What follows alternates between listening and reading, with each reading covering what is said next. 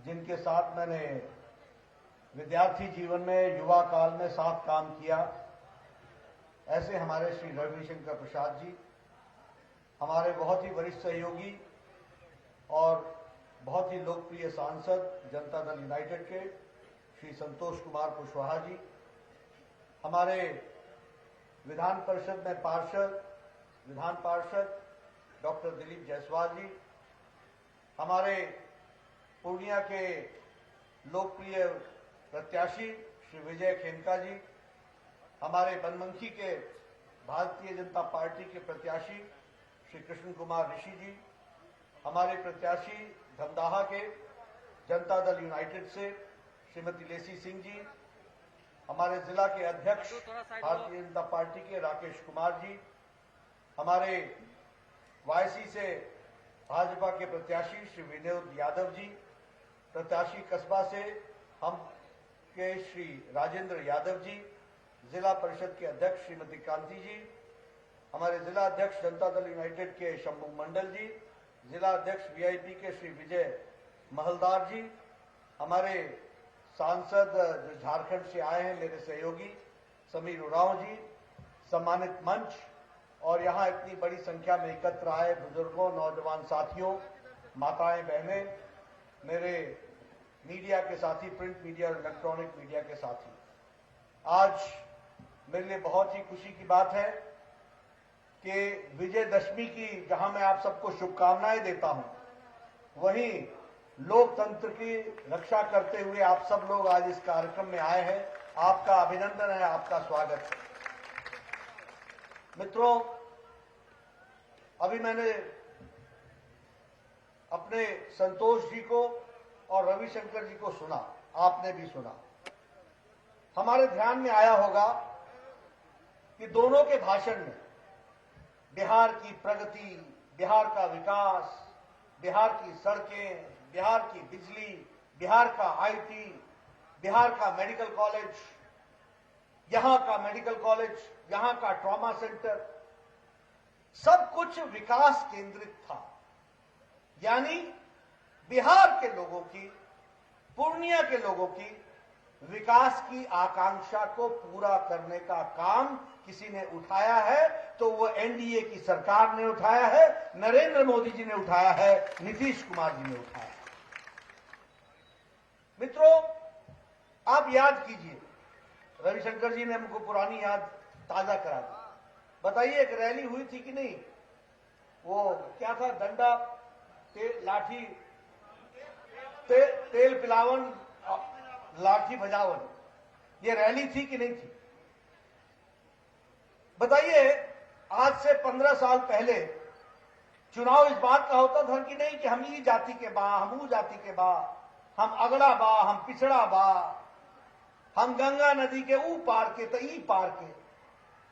इस सब को पाट करके विकास की पार करने की काम अगर पकड़ा तो नरेंद्र मोदी जी की सरकार ने पकड़ा, नई संस्कृति ने पकड़ा। इसको हमको समझना चाहिए।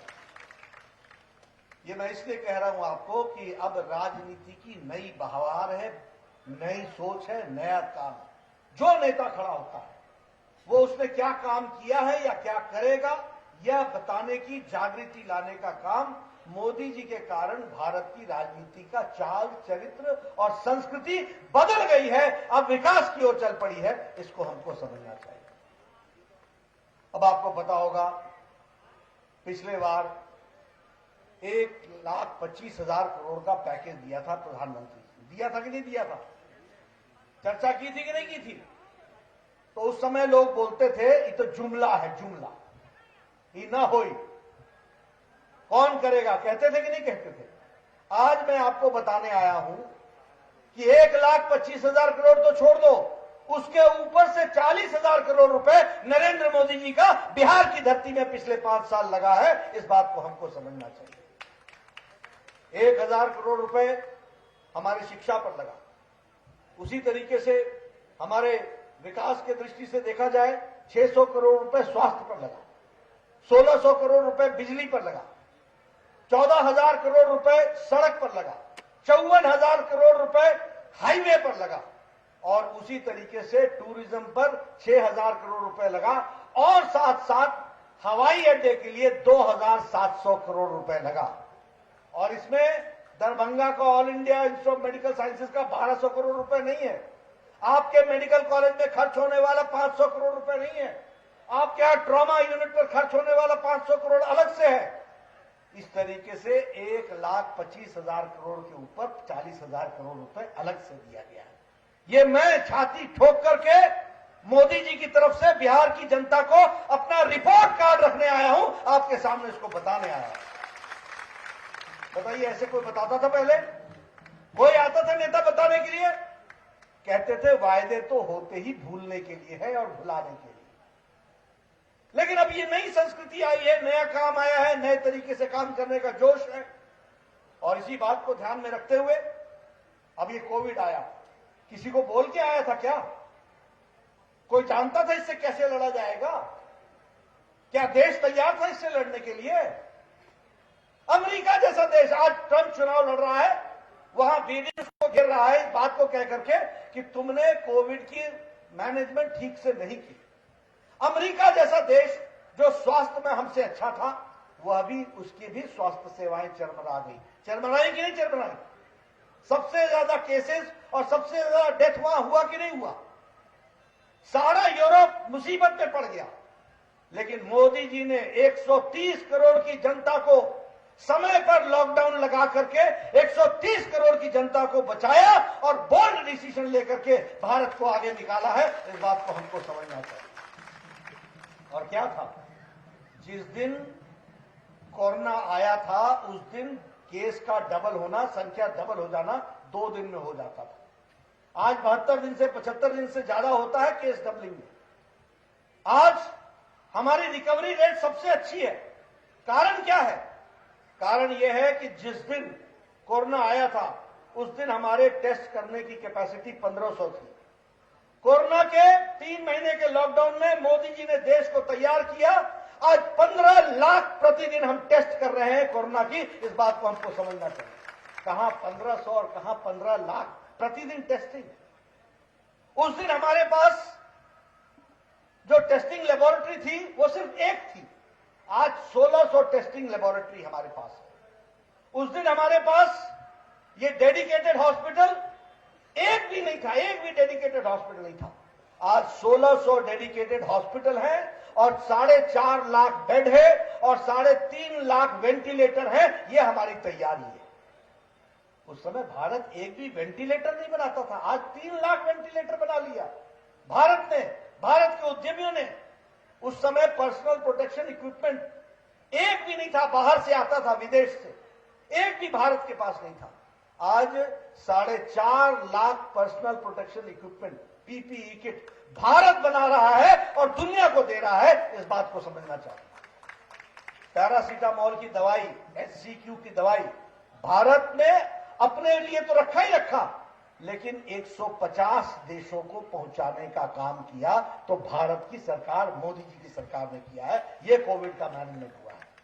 आप बताइए, लॉकडाउन लग गया, लोगों को मुसीबत आई, तो क्या 80 करोड़ की जनता को मार्च महीने से लेकर छठ तक 5 किलो गेहूं और 5 किलो चावल और 1 किलो दाल देने का इंतजाम किया कि नहीं किया? किया कि नहीं किया? ये व्यवस्था कैसे हुई? ये इसलिए हुई कि प्रधानमंत्री गरीब कल्याण पैकेज में 1,75,000 करोड़ रुपए दिया गया। 8 करोड़ की जनता को 3 महीने के लिए गैस का सिलेंडर दिया गया मुफ्त। 20 करोड़ की बहनों को 500-500 रुपए 3 महीने के लिए दिया गया ताकि वो अपने घर का चूल्हा जला सके। 1,000 रुपए 3 महीने के लिए, 3,000 रुपए दिव्यांग भाई के लिए, हमारे बुजुर्गों के लिए, हमारी माताओं के लिए, हमारी विधवा बहनों के लिए, उसका भी इंतजाम किया तो नरेंद्र मोदी जी ने किया। यह हमको ध्यान में रखना चाहिए। यह आत्मनिर्भर पैकेज की बात हो रही है। मित्रों, मैं आपसे कहना चाहूंगा, दरभंगा के लोग तैयार हो जाएं। किसानों के लिए 1 लाख करोड़ रुपए खर्च होने वाला है सिर्फ किसान के विकास के लिए। आप अपना FPO बनाइए। मैं संतोष जी को भी कहूंगा, मैं अपने जायसवाल जी को भी कहूंगा और आप लोग चुन के आने के बाद आप सबसे भी निवेदन कर रहा हूं कि आप फार्मर्स प्रोड्यूसर्स ऑर्गेनाइजेशन बनाइए और फार्मर्स प्रोड्यूसर ऑर्गेनाइजेशन के माध्यम से पैसा 1 लाख करोड़ रुपए मोदी जी का होगा, खर्चा आप करोगे और अपना विकास तय करोगे कि किसान कैसे आगे बढ़ सकता है। इसलिए कोल्ड स्टोरेज बनाना हो, कोई फैक्ट्री लगानी हो, मुझे बताया गया कि मक्का भी यहां होता है, मक्का का कोई वैल्यू एडिशन करना हो, कोई ब्रांड बनाना हो, ये सब किसान करेगा। विचार आप करेंगे, पैसा सरकार देगी, लगाएंगे आप, और आप किसान का विकास करेंगे। इस तरीके की योजना लेकर के हम चले। इसलिए मित्रों, मैं आपसे निवेदन करना चाहता हूं कि हमको इन सब चीजों को समझना पड़ेगा। आत्मनिर्भर भारत है क्या? आत्मनिर्भर भारत यह है कि यहां पूर्णिया की बनी हुई चीज वर्ल्ड ब्रांडिंग उसकी हो, और आपको नौकरी करने के लिए कहीं दूर न जाना पड़े, बल्कि आप यहां नौकरी देने वाले बने। इस तरीके का विकास होना चाहिए, इसकी हमको चिंता करनी चाहिए। इसलिए मैं आपको कहने आया हूं मित्रों, ये बदलता भारत है, ये बदलता बिहार है। ये सारा इलाका आगे तक मखाने का इलाका, 80% देश का मखाना बिहार में होता है, उत्तर बिहार में, और उसमें से 90% ये 6 जिलों में होता है। और मखाना की आजकल जो उसकी मेडिसिन वैल्यू है सबसे ज्यादा है। हमको उसके भी बारे में सोचना चाहिए कि हम उसका कैसे विकास कर सकते हैं, क्या उसमें कर सकते हैं, क्या उसमें डाला जा सकता है। हमारी मधुबनी पेंटिंग है, बनते हमारे लोग हैं, और आने पौने दाम में बेचते हैं, और दुनिया में वो पूरे बड़े बड़े दाम में बिकती है। मित्रों, आत्मनिर्भर भारत में अब उसका पैसा बनाने वाले को मिलेगा। इस तरीके की तस्वीर हम बना रहे हैं, इसको हमको समझना चाहिए। इसलिए मित्रों, मैं आपको कहने आया हूं कि आत्मनिर्भर भारत हो, चाहे प्रधानमंत्री गरीब कल्याण पैकेज हो। अब देखिए, आप बताइए कि आपके गांव में बिजली रहती है कि नहीं रहती है? रहती है कि नहीं रहती है? किसानों को बिजली मिलती है कि नहीं मिलती है? 15 साल पहले क्या हालचाल था? इंतजार करते थे, आई आई आई, और जब तक आती थी तो गई गई गई। ये अंतर है, ये ऐसे नहीं हो गया, ये कोई जादू मंत्र से नहीं हुआ है। ये नीतीश कुमार के कार्यशैली के कारण हुआ है। बताइए, ये हाईवे बन करके तैयार हुआ है कि नहीं हुआ है? बताइए, गोल्डन क्वाड्रिलेटरल का अटल जी के टाइम पर काम शुरू हुआ था कि नहीं हुआ था? कभी सोचा था कि ऐसे 6 लेन होगा, फराटेदार तरीके से चलेंगे, दनादन निकल जाएंगे? अरे पहले पटना से पूर्णिया आना होता था तो दिन लगता था, दिन पूरा। मैं ठीक बोल रहा हूं कि नहीं बोल रहा हूं? पूरे 5 घंटे, अब 5 घंटे में आ जाते। पहले पूरा दिन लगता था। क्या आप बताइए, आपका पेट्रोल बचत होता है कि नहीं? समय बचत होता है कि नहीं? गाड़ी पर मारंबार पड़ती थी, उससे बचत होता है कि नहीं? शॉक अब्जॉर्वर का बचत होता है कि नहीं? विकास की नई कहानी लिखी जा रही है, लेकिन यह समझना पड़ेगा कि अगर उसके नट बोल्ट ढीले हुए तो विकास की गाड़ी पहिए से उतर जाएगी। इसलिए प्रजातंत्र में आपको अपनी जिम्मेवारी संभालनी पड़ेगी। आप बताइए, 18,000 गांव बिना बिजली के थे कि नहीं थे? और मोदी जी ने संकल्प लिया कि 1,000 दिन में 18,000 गांव को बिजली से युक्त कर देंगे। बताइए, किया कि नहीं किया? किया कि नहीं किया? 1,75,000 लोगों को बिजली से जोड़ा यहां घर में, सौभाग्य योजना के तहत। एक नई योजना के तहत काम शुरू हुआ। ये सारी बात मैं आपको सामने इसलिए कह रहा हूं कि विकास के लिए जो काम भारत सरकार ने किया, और यहां बताइए, नीतीश कुमार जी ने बहनों को साइकिल दिया था कि नहीं दिया था? पोशाक दी थी कि नहीं दी थी? ये साइकिल सिर्फ साइकिल नहीं थी, ये बिहार की महिलाओं का, बच्चों का, बच्चियों का सम्मान था। इसको हमको समझना चाहिए। ये उसमें से निकल करके आता है। आप बताइए, अच्छा नहीं लगता है बोलना, लेकिन हमारी बहनों को नित्य कर्म के लिए सूर्यास्त और सूर्योदय के पहले का समय देखना पड़ता था कि नहीं देखना पड़ता था? झुंड के झुंड गांव से बाहर निकलते थे कि नहीं? मोदी जी ने 2 करोड़ इज्जत घर बनाए, और आपके यहां 2 लाख इज्जत घर बना करके महिलाओं को इज्जत दिलाई है। इस बात को हमको समझना चाहिए। ये बढ़ता विकास, ये ऐसे मत ले लेना मित्रों। हम लोग सरकार में रहे हैं, हमें मालूम है। मैं स्वास्थ्य मंत्री रहा हूं। मैंने आयुष्मान भारत मोदी जी के आशीर्वाद से शुरू की है। ये आयुष्मान भारत क्या है?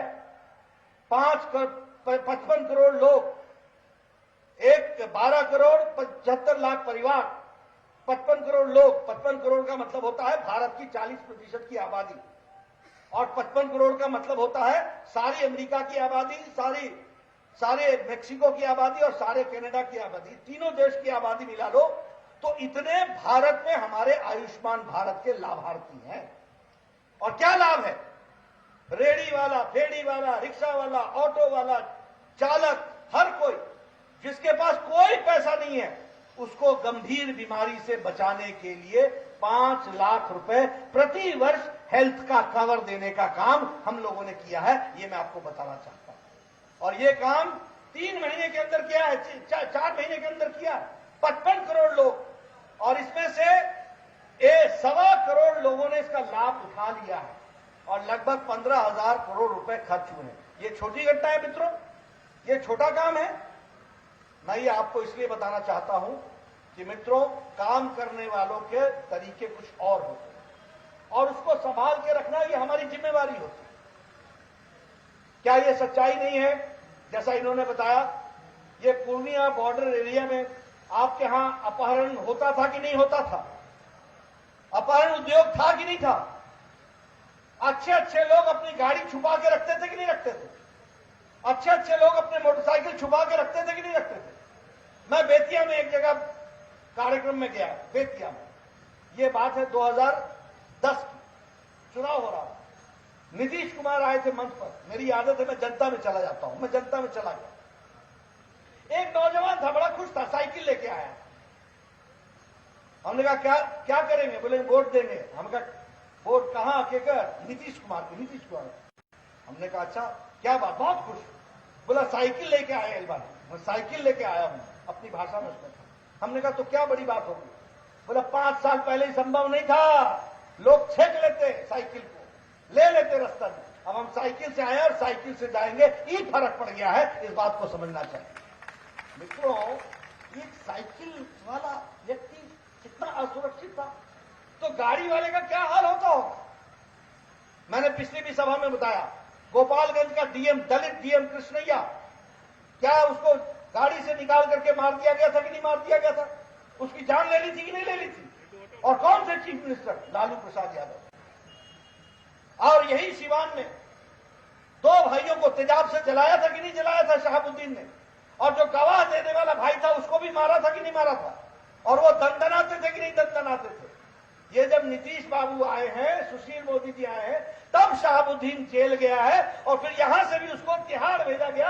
ये भी काम हुआ है तो नीतीश जी के टाइम में हुआ है, ये हमको समझना चाहिए मित्रों। ये सब लोग अपने अपने तरीके से सिर उठा रहे हैं। आजकल समझौता हुआ है किसका? ये अराजकता के साथ चली हुई पार्टी, ये आरजेडी का और माले का। माले कौन है? किसने किया था इच्छेदी कांड? किसने मारा था स्वयंसेवकों को? किसने मारा था राम भक्तों को? कौन थे ये लोग? विध्वंसकारी लोग थे।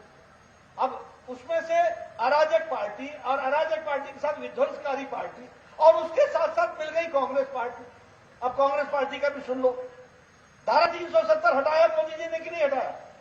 कश्मीर को मजबूती दी कि नहीं दी? तो राहुल गांधी ने क्या कहा? गलत हुआ है, ये वापस होना चाहिए। कहा था कि नहीं कहा था? और उसकी दलील को इमरान खान संयुक्त राष्ट्र में रख रहा है। ये हमारे अपने शशि थरूर पाकिस्तान के मंच पर भारत को गाली देते हैं और पाकिस्तान की तारीफ करते हैं। राहुल गांधी पाकिस्तान की डबली बजाते हैं, जबकि कोविड में दुनिया मोदी जी को शाबाशी दे रही है तो राहुल गांधी डबली बजा रहे हैं पाकिस्तान में। अरे मोदी जी का विरोध करते करते देश का विरोध करना बंद करो।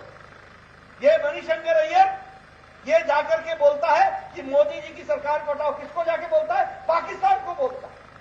मित्रों, जो इस तरीके से गैर राष्ट्रवादी विचार को आगे बढ़ा रहे हैं और मोदी जी का विरोध करते करते देश का विरोध करने लगे हैं, इनको मुंह तोड़ जवाब प्रजातंत्र में वोट न देकर के किया जाता है। ये ध्यान में रखने की जरूरत है और हमको वोट उनको करना है जो देश को आगे ले जाए, जो प्रदेश को आगे ले जाए। मैं ज्यादा ना बोलता हुआ आपसे सिर्फ निवेदन करने आया हूं। बहुत देर से आप सब रुके हुए हैं। मुझे बताया गया 12 बजे आ गए थे। 12 बजे आ गए थे। हम लोग देर से आए, इसके लिए क्षमा, लेकिन आपने हमारी बात सुनी है। मैं आपको एक ही बात कहना चाहता हूं कि मित्रों, बिहार बड़े मुश्किल से नीतीश कुमार जी के नेतृत्व, और ये भी सुन लीजिए कि नीतीश कुमार जी जीत के आए थे, लालू जी के साथ सरकार बनाई थी। क्यों तोड़ी सरकार? इसलिए तोड़ी सरकार क्योंकि राजद का, आरजेडी का जो कैरेक्टर था अराजकता का वो बदला नहीं था। उनके साथ वो काम नहीं कर सकते थे, करते तो बिहार आगे नहीं बढ़ता, पीछे हटता। जब हमारे साथ आए तो 3 साल में फिर से बिहार आगे चल पड़ा है। इस बात को समझने की जरूरत है। इसलिए मैं आपको बताना चाहता हूं कि बहुत मुश्किल से बिहार के बच्चे आपसे आशा करें। आप बताइए, कोचिंग सेंटर के लिए कोटा जाना पड़े? बिहार में पढ़ाने वालों की कमी है क्या? मैं यहां से पढ़ा हूं, रविशंकर प्रसाद यहां से पढ़े हैं, हम लोग, हमारे कितने आईएएस आईपीएस यहां से निकले हैं। बिहार सबको लीड करता रहा है और बिहार बाहर का है। ये इसलिए हुआ है क्योंकि लालू जी ने अपना यूएसपी बना लिया था लोगों को यहां से भेजने का।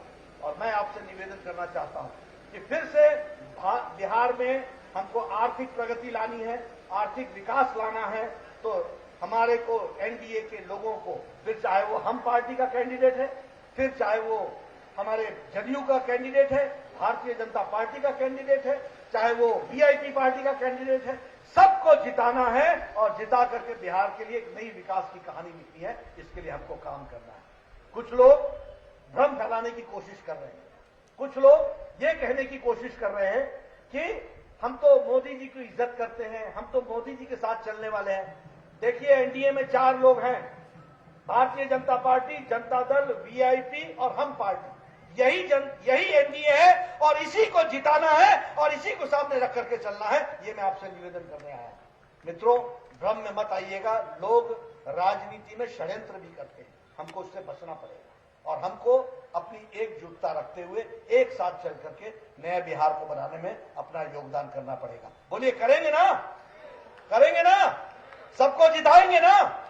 चारों पार्टी के कैंडिडेट को जिताएंगे ना?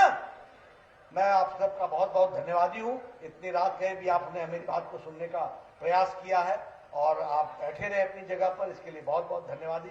फिर आऊंगा और आपसे मुलाकात करूंगा। बहुत बहुत धन्यवाद। अब मैं अनुरोध करूंगा कि हमारे जिला उपाध्यक्ष आनंद भारती जी हम लोग को धन्यवाद ज्ञापन देकर के सभा समाप्ति की ये करेंगे। आज पूर्णिया की पवित्र भूमि पर विजयादशमी के शुभ दिवस पर हम सबों के बीच उपस्थित भारतीय जनता पार्टी के माननीय राष्ट्रीय अध्यक्ष आदरणीय जेपी नड्डा जी, जिनका मार्गदर्शन और उद्बोधन हमें प्राप्त हुआ।